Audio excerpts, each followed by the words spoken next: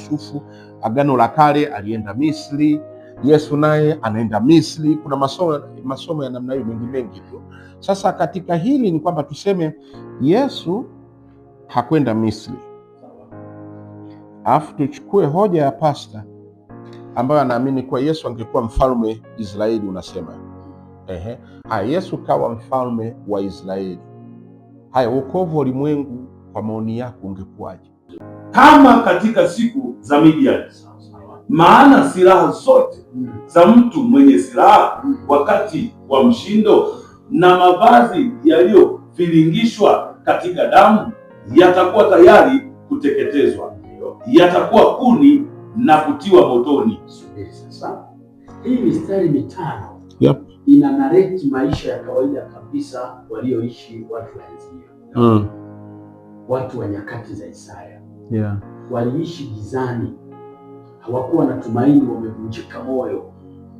Anapofananisha na wakati wa Midiani, kumbuka habari za Gideon kwamba wa Midiani walikuwa wanakuja wanateka nyara vitu vyao, wanaiba, wanapeleka. Kwa hiyo kulikuwa na uonevu wa kawaida kabisa, yani normal life, yani maisha ya kawaida kabisa tunayoishi ya kibinadamu kabisa, sio kiroho. Sasa Isaya anaambiwa na Mungu kwamba hayo yote tunayoyaona, dhuluma za wafalme hao, mateso, kupigwa, kunyanyaswa kwa watu wangu, watu wanalia, watu wako gizani, hawaelewi nini kinafuata kesho, yanaenda kukomeshwa. Kwa nini? Ndio anataja sababu. Isaya anasema sasa katika mstari wa 6, neno maana yake ni kwa sababu.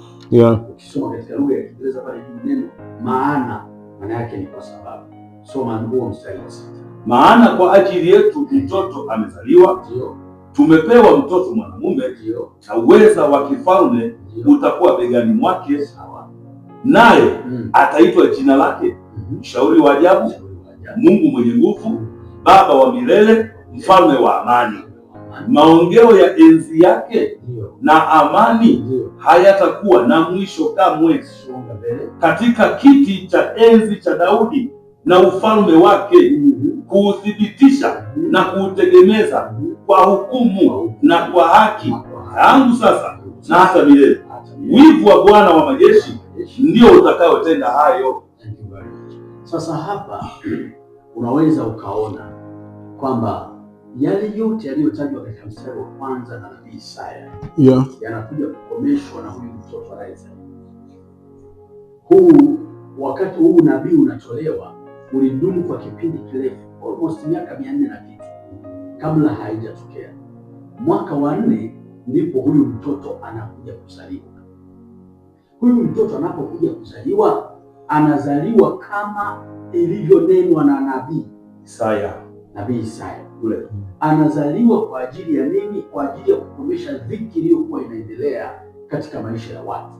Lakini pia tunaona sifa katika sifa 4 ambazo Isaya anazitaja kwenye unabii wake. Sifa ya 3 ni baba. Huyu mtoto atakuwa baba.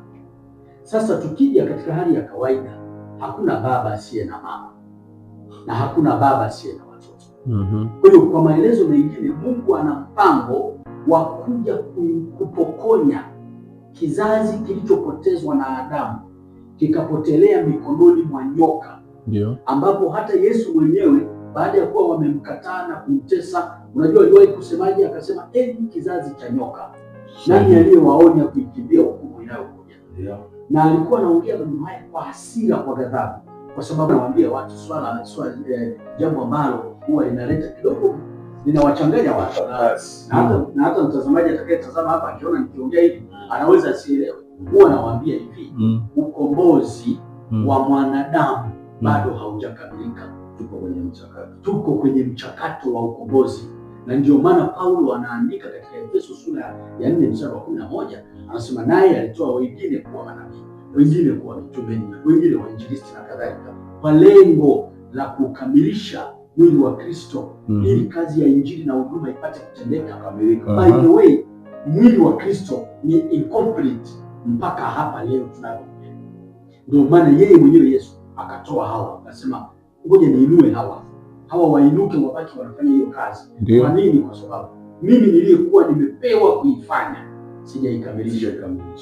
Ingekamilika, mimi nataka niseme aidha tungekuwepo, lakini katika kipindi fulani ambacho ni cha amani, sawa, kwa sababu yeye alikuwa ni mfalme wa amani. Na ili kuthibitisha haijakamilika, kwa sababu tulikotoka ni mbali, ndio tulipofika tayari ni parefu sana, ndio ili kuthibitisha kwamba ukombozi haujakamilika.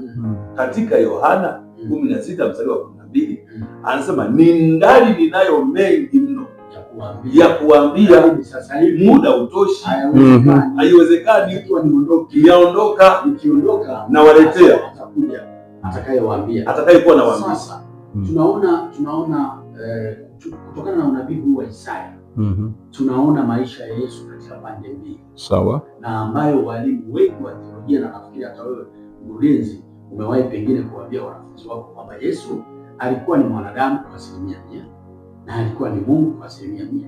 Sahihi. Walimu wengi wa teolojia wanaamini hivyo, na hata wasomi wengi tunaamini hivyo kwamba Yesu alikuwa ni mwanadamu kwa 100%.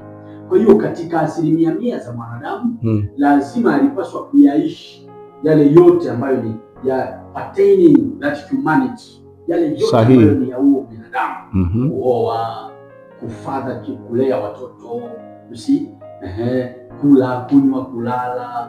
Na katika matukio kadhaa tumeona maandiko, uandishi mbalimbali wa Injili wakithibitisha kwamba kuna wakati alilala, hata yeye mwenyewe kuna wakati aliconfess kwamba roho ila radhi, mwili ni dhaifu. Kwa hiyo kumbe aliishi katika mwili. Kwa lengo gani? Hilo ndio jambo ambalo wanazuoni wote na wahubiri wote wa neno la Mungu wanatakiwa wajiulize, kwa nini Yesu aishi katika mwili? Na Yohana amethibitisha katika Yohana sura 1 mstari wa 14 kwamba naye neno alifanyika mwili. Lengo ni nini? Kwa nini Yesu anafanyika mwili? Kwa nini asingeendelea kuwa roho, kuwa Mungu kama alivyotoka mbinguni, akaendelea kuishi hivyo? Kwa nini anafanyika mwili? Kulikuwa na majukumu ya kimwili ili awe baba, ya kishumanity kabisa, ya kibinadamu kabisa, ambayo ilipaswa kuyakamilisha. Ndio nina wasiwasi hata kilimo angeweza kufanya, angekuwa na muda, sahihi. Alikuwa tukia wanafunzi wanangu, mna kitoweo, kama mzee turejesha hapa tunakuta bichi, twendeni bahari, wanarudi baharini, anawaambia tupa upande wa kulia. Kwa hiyo alikuwa hata na elimu ya uvuvi, you see. Sasa jukumu lile halikukamilika pata mambo manne ambayo yalikuwa ni wajibu wa msingi unaomleta duniani. Kumbuka hapa hajazaliwa, ni unabii. Ndio ameambiwa Isaya, waambie watu waanze kuwa na matumaini kwamba wajiandae.